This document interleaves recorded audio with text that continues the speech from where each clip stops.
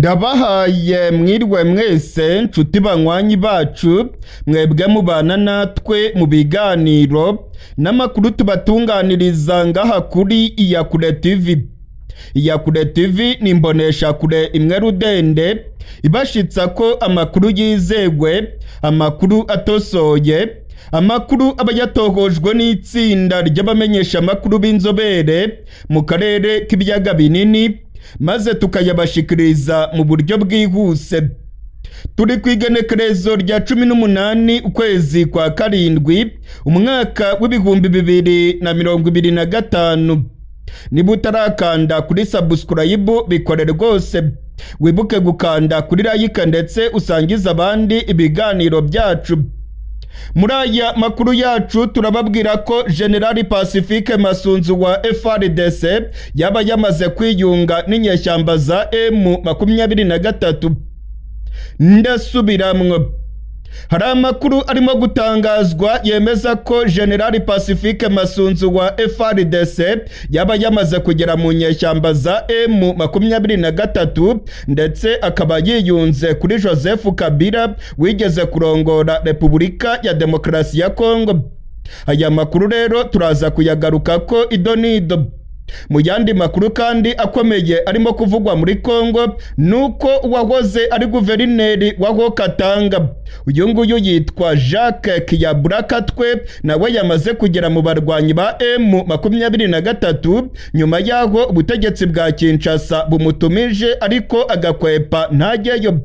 Guverineri Jacques Kiyabura biravugwa yuko yamaze kwiyunga na M23 ndetse akaba yiyunze kuri Joseph Kabila wari bosi wiwe mu ishyaka PPRD. Iby'uyu muguverineri wa Katanga nawe wamaze kujya muri M23 nabyo turaza kubigaruka ko muri aya makuru yacu. Muri aya makuru yacu kandi turababwira ko abahoze ari abategetsi bakomeye ku butegetsi bwa Kisekedi barimo abajenerali, abarimo abaguverineri ndetse n'abahoze barongoye intara ku bwa Joseph Kabila nabo bakomeje kwiyunga kuri M23 ku bwinshi. Ibingibi kandi birimo kuba mu gihe Perezida Kisekedi nawe amaze iminsi arimo kuboroga avuga yuko hari umugambi w'abatavuga rumwe n'ubutegetsi bwiwe bashaka kumwica. Mu minsi ishize ubutegetsi bwa Kongo bwavuze yuko bwaburijemo umugambi wa kudeta ndetse abasirikare bakuru barafunzwe barimo General Christian Chiwewe wari umugaba mukuru w'ingabo za FARDC. Amakuru akavuga ko kugeza ubu ngubu abajenerali bagera ku 10 bamaze gufungwa ndetse abandi benshi barimo gukorwaho amaperereza, bigakekwa ko bari barimo gutegura umugambi karundura wo kwivugana Perezida Kisekedi. Ibintu ntabwo byoroshye rero i Kinshasa. Perezida Kisekedi arimo kwikanga igiti n'ibuye. Perezida Kisekedi arimo kwikanga ko abasirikare bashobora kumwica cyangwa se bagatembagaza ubutegetsi bwiwe. Ni mu gihe kandi uruhande rw'abarwanyi ba M23 ndetse na Joseph Kabila nabo bakomeje kunguka imbaraga nyinshi haba mu gisirikare ndetse na politike. Ibi nabyo turabigaruka ko muri aya makuru yacu. Nshuti banywanyi bacu rero mwebwe mukunda ibiganiro bya Iyakure TV, sangwa kaze muri aya makuru yacu idonido. Mbere ariko yuko mbagezaho aya makuru idonido, ndagira ngo mbamenyeshe ko Iyakure TV ikeneye umusada wanyu. Twarahuye n'imbogamizi zikomeye ku buryo dukeneye ubufasha bwanyu. Wakwifuza kudufasha cyangwa kudutera inkunga yabinyuza kuri nimero ya telefone iri muri description kuri iki kiganiro cyangwa se muri commentaire. Iyakure TV kandi ibashimiye uburyo mubyakiriye. Muri kano kanya rero reka tugaruke ku makuru akomeye cyane arimo kuvugwa muri Kongo. Inkuru ikomeye cyane, inkuru ya Rumenamabuye irimo kubica bigacika mu burasirazuba bwa Kongo ndetse no mu butegetsi bwa Kinshasa. Ni inkuru irimo kuvuga yuko General Pacifique Masunzu wa FARDC yamaze kugera mu barwanyi ba M23.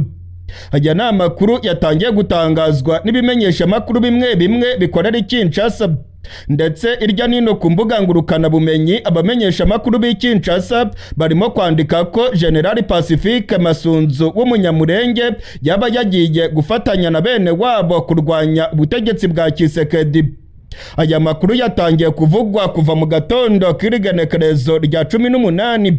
Biravugwa yuko General Pacifique Masunzu amaze iminsi arimo gutegura umugambi wo gutoroka igisirikare cya Kongo maze akiyunga kuri General Makenga ndetse na Joseph Kabila maze bakarwanya ubutegetsi bwa Tshisekedi.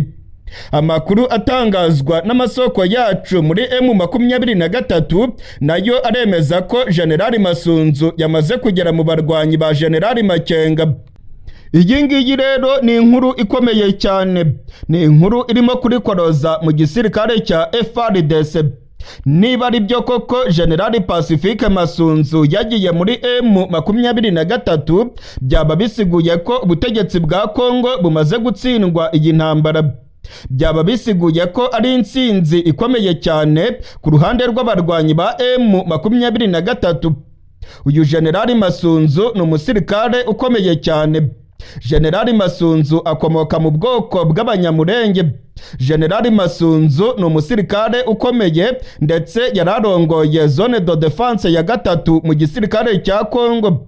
Ni ukuvuga ko yararongoye igisirikare cya Kongo muri Kivu y'Amajyaruguru, muri Kivu y'Amajyepfo, mu bice bya Maniema, muri Chopo, muri Kisangani ndetse no muri Tanganyika.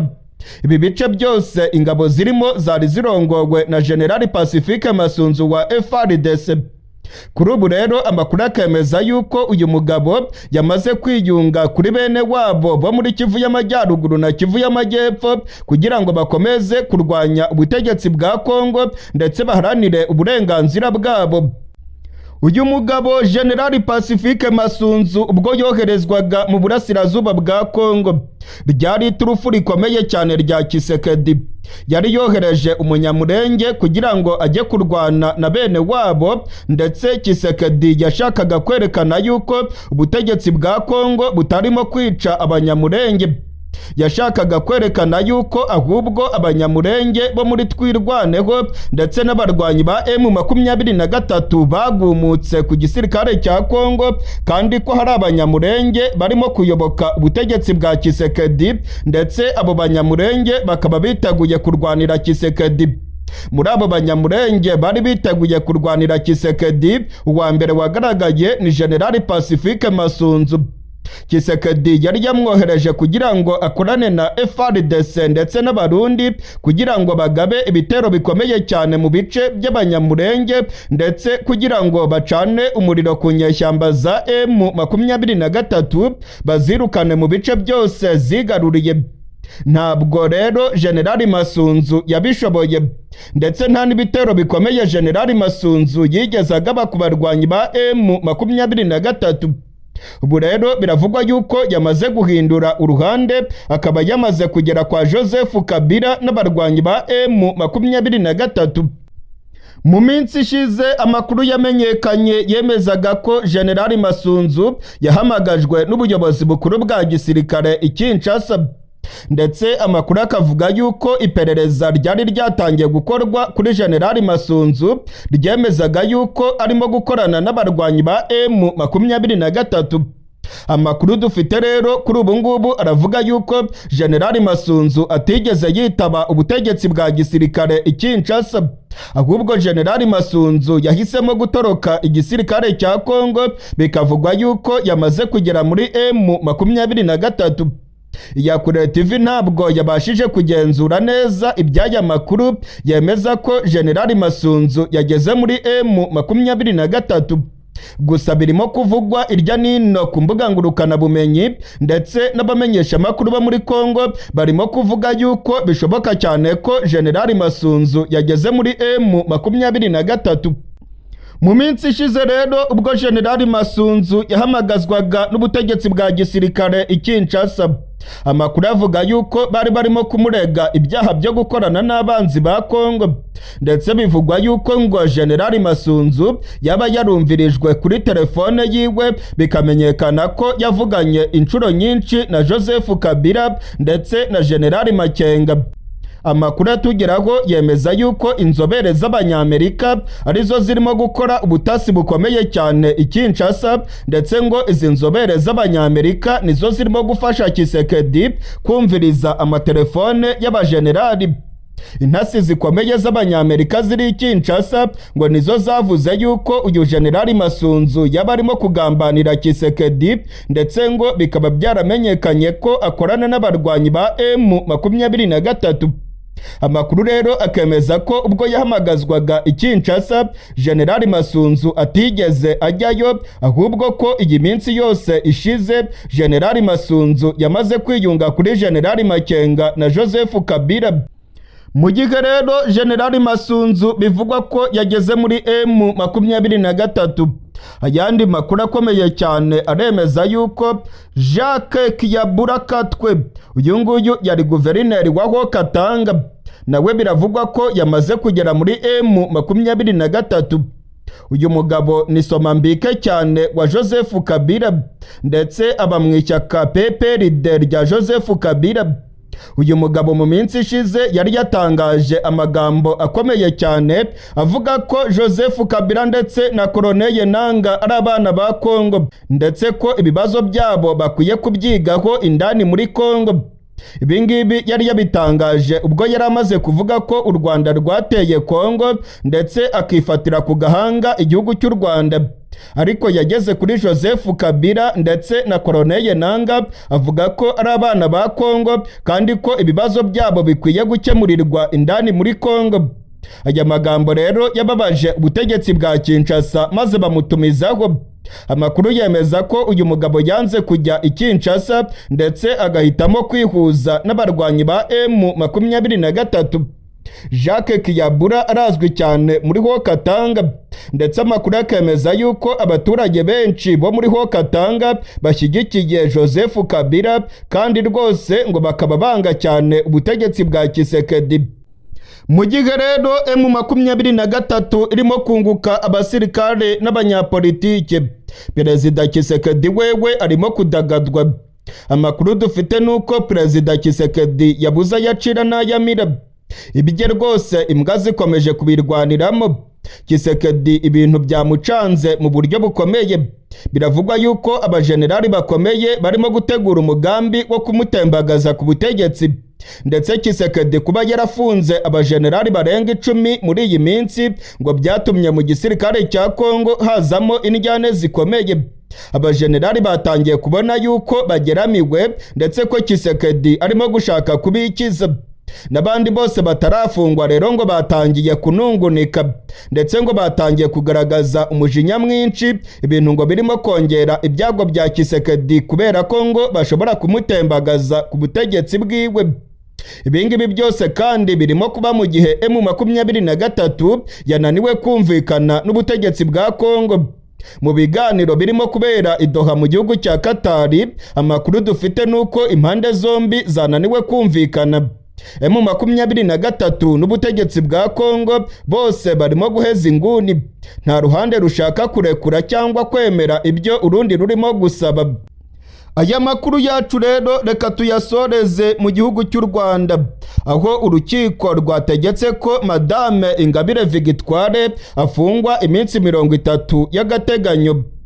Urukiko rw'ibanze rwa Kicukiro kuri uyu wa 18 ukwezi kwa karindwi umwaka w'ibihumbi 2025 rwategetse ko Ingabire Victoire Umuhoza afungwa iminsi 30 y'agateganyo mu gihe iperereza rigikomeje ku byaha akurikiranyweho.